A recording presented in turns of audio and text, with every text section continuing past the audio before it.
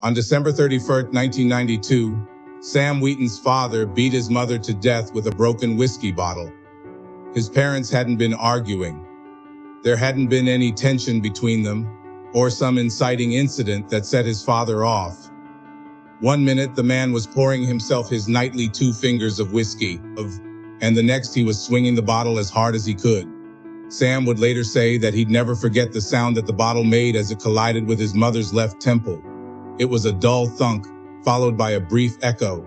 He had never heard that exact sound before, and he hasn't since. That noise was followed by the crunch of bone as his mother's skull broke inward. Next came the escaping hiss of air as she gasped. Finally, there was the thud of her already lifeless body striking the kitchen floorboards. It was a momentary symphony of death.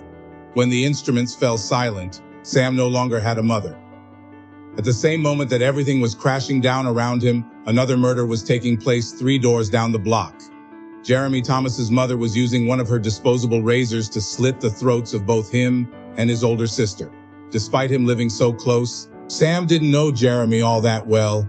Jeremy was a year ahead of him in school. They had played Little League baseball together when they were younger, but they didn't have much in common, so they didn't spend time together except during those games.